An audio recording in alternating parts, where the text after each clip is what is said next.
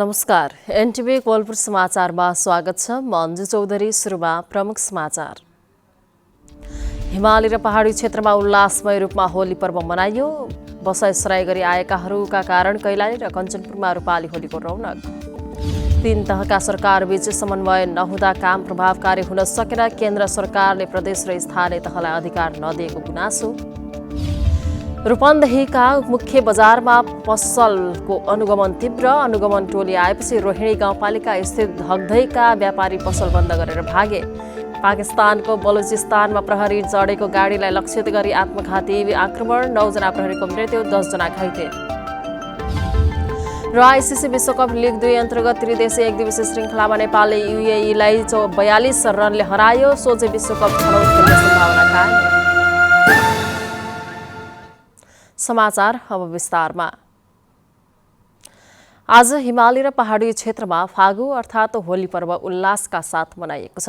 सत्य असत्यमाथि सत्यको विजयको प्रतीक, पारिवारिक एवं सामाजिक एकताको पर्वका रूपमा फागु पर्व मनाउने प्रचलन छ। फागु पर्वमा एक आपसमा विभिन्न रङ तथा अबिर लगाएर मनाउने चलन छ। केही वर्षदेखि रङको पर्व होली सभ्य बन्दै गएको छ। केही वर्ष अघिसम्म एक हप्ता अघिदेखि नै लोला हान्ने प्रवृत्ति थियो, तर 4-5 वर्ष यता फागु पर्वलाई अनुशासित भएर मनाउने गरिएको पाइन्छ। सडकमा काम विशेषले हिँड्नेलाई इच्छा विपरीत रङ र लोला हान्ने क्रम बन्द भएको छ। वसन्त ऋतुको आगमनसँगै आपसी मेलमिलाप र सद्भावनाको सन्देश लिई आउने फागु पर्व आज पहाडी जिल्लामा र भोलि तराईका जिल्लामा मनाउने गरिन्छ। यसैबीच प्रहरीले होली सभ्य तरिकाले मनाउन अनुरोध गरेको छ। हो हल्ला नगरी, जाँड रक्सी तथा लागु पदार्थ नखाई एक आपसमा रमाएर होली मनाउन प्रहरीले अनुरोध गरेको छ। सुदूरपश्चिमको पहाडी जिल्ला अछाममा प्रत्येक वर्ष झैं यसपालि पनि सामाजिक सद्भावसँगै हर्षोल्लासका साथ सांस्कृतिक होली मनाइएको छ। परम्परागत पोसाकमा सजिएर दुई पक्षबीच सामूहिक पञ्चे बाजाको तालमा नाच्दै देउडा गाउने चलन रहेको छ। सुदूरपश्चिमको पहाडी जिल्ला अछाममा प्रत्येक वर्ष झैं यसपालि सामाजिक सद्भावसँगै हर्ष र उल्लासका साथ सांस्कृतिक होली मनाइएको छ। वसन्त ऋतुको आगमनमा पर्ने होली पर्वलाई सामाजिक सद्भाव र आत्मीयता साँटासाँट गरी सांस्कृतिक रूपमा सजिएर दुई पक्षबीच सामूहिक पञ्चे बाजाको तालमा नाच्दै दोहोरो भजन कीर्तन अर्थात् देउडा गाइने यहाँको चलन रहेको छ। यस जिल्लामा अष्टमीदेखि पूर्णिमासम्म लगातार सभ्य तथा भव्य तौरले जिल्लाको सदरमुकाम मङ्गलसेन, साँफेबगर, वैद्यनाथ लगायत प्रत्येक गाउँ टोलमा सांस्कृतिक होली सप्ताहव्यापी रूपमा हर्ष र उमङ्गका साथ खेल्ने गरिन्छ। भगवान विष्णु भक्त प्रह्लादलाई आगोमा जलाउन खोज्दा पापी प्रवृत्तिकी होलिका उल्टै आगोमा भस्म भएको खुसियाली अर्थात् असत्यमाथि सत्यको विजय भएको दिनदेखि होली मनाउन थालिएको पौराणिक कथन छ। अष्टमीदेखि पूर्णिमासम्म खेलिने अछामी होलीको महत्त्वको बारेमा बताउँदै सांस्कृतिक होलीका जानकार कर्णबहादुर केसी, खेलिन्छ सप्ताहव्यापी यसलाई चाहिँ महायज्ञ भने पनि हुन्छ। भगवान कृष्ण र रामको नाममा यसलाई चाहिँ गाथा गाइन्छ। यो एक प्रकारको चाहिँ नि उनकै कीर्ति गाथा र उनकै नाममा खेलिने एउटा सप्ताह पर्व जस्तो पनि हो। यो सांस्कृतिक होली पर्वलाई ढोलक, दमाहा, झ्याली, सनाई र नरसिंगा लगायतका पञ्चे बाजाको तालमा सप्तरङ्गी फुलको माला अनि टीका लगाएर सेतो पहिरनमा दोहोरो समूहमा भगवानका गाथा गाइने र विभिन्न चालमा अछामी होली खेल्ने गरेको होलीका देउडिया उदयराम ढुङ्गाना बताउनुहुन्छ। विशेषतः अब यसका हरेक पाउहरू हुन्छन्, हरेक चालहरू हुन्छन्, हरेक तालहरू हुन्छन्। कोही त्रिभङ्गीको रूपमा खेलिन्छ, कोही पौपटको रूपमा खेलिन्छ, कोही चौपर्तीको रूपमा चौपायाको तालमा खेलिन्छ।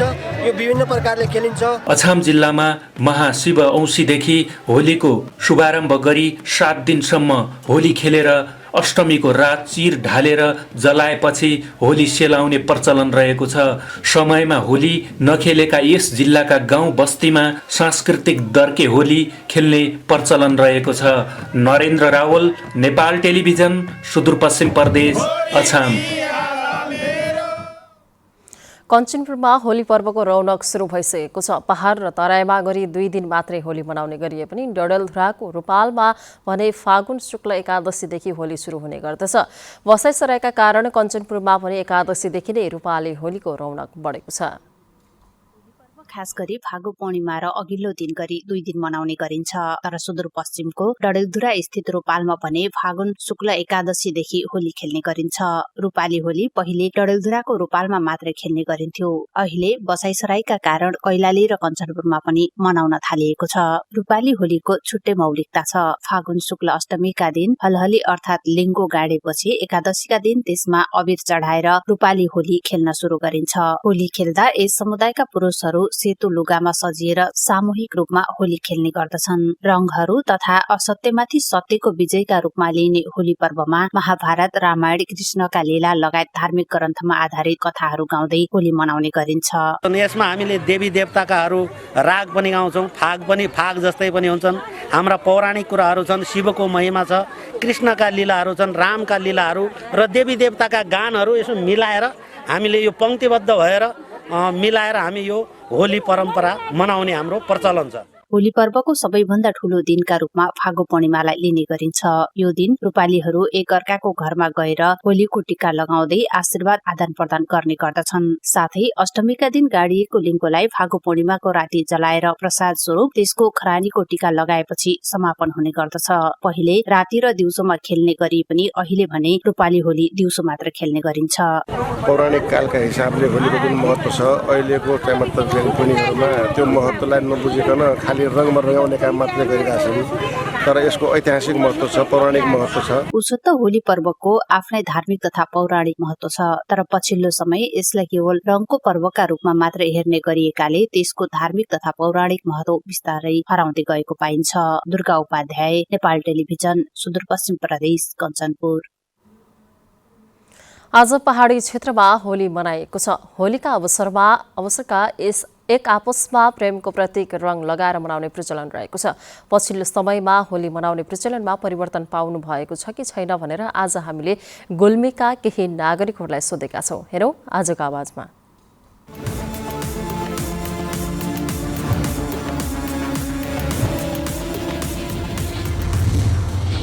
होली भनेपछि एकदमै राम्रो एउटा महिमा एउटा पर्वका रूपमा हेरिन्थ्यो पहिले भने। अहिले त होली त आज होली मनाउनु भनेको विकृति फैलाउनु हो। आज भरे चिर पोलेर होली बल्ल त्यो धुलो उडाउने होली मनाउनमा राम्रो हुन्छ। अघि त्यही चलन चलाएको थियौँ, हामीले त्यही गर्दै थियौँ। नै पहिलाभन्दा अहिले त्यस्तो विकृति चाहिँ भएको होइन। तर पहिलाभन्दा चाहिँ अहिले होली मनाउने चलन चाहिँ अलि फरक ढङ्गले मनाइरहेको छ। र पहिला बाटोमा हिँड्दाखेरि यता भेला हुँदाखेरि जथाभावी रूपमा पानीले छ्याप्ने रङहरू दल्दिने गर्थ्यो भने अहिलेको सन्दर्भमा चाहिँ आपसी सहमति बिना कसैले पनि एउटा रङहरू लगाइदिनुहुन्न र आफ्नो साथीहरू भेला भएर मात्रै रङहरू लगाइदिनुहुन्छ र सबैको सहमतिमा नै एउटा सभ्य रूपमा चाहिँ चलिरहेको छ। अहिले यो आधुनिक युगमा चाहिँ केटाकेटीहरूले चाहिँ अब अहिले मोबाइलको जमाना आएको कारणले गर्दाखेरि उहाँहरूले चाहिँ अब अर्कै तरिकाले अब पुरानो चलनहरू यो जस्तै गाउँघरमा तपाईँको अब चिर पोल्ने यस्तो सिस्टम थियो। अहिले त्यो हटेर चाहिँ अब युवाहरूले चाहिँ अब गानाहरू गाउने, ड्रम सेटहरू गाउने यस्तो तरिकाले चाहिँ यो विदेशी सिस्टममा चाहिँ अहिले मनाउने सिस्टम भइरहेको छ नेपालमा। हजुर, पहिला भन्दा फेरि जस्तै लाग्छ। किनभने पहिला बाटोमा हिँड्दा पनि जथाभावी रूपमा टिकाले हान्ने कुहे खण्डाले हान्ने गर्नुहुन्थ्यो। तर अहिले चाहिँ सभ्य रूपमा मनाइँदै आइरहेको छ। पहिलाको होली र अहिलेको होली धेरै नै चेन्ज भएको। पहिला साथीभाइ इष्टमित्रहरू आफ्ना आफन्तीहरू जम्मा भएर होइन कलरहरू दलेर लुलाहरू हान्ने चलन थियो भने अहिले यो समय परिवर्तनशील छ। यो परिवर्तनशील समय सँगसँगै होइन युवाहरूको विचार पनि परिवर्तन भएको छ र यस्ता विभिन्न कार्यक्रमहरू गरेर साथीभाइहरू मिलेर अनि एक आपसमा सौहार्दपूर्ण वातावरणमा एउटा टीका मात्र लगाएर मनाउने चलन छ होली। पहिलाको भन्दा अहिले समय परिस्थिति अनुसारले पनि फरक हुँदै गएको छ र पहिलाको बुढापुरानो भन्दा अहिले समय परिवर्तन भएको हुनाले अहिले होलीको परम्परा नै फरक भइरहेको छ।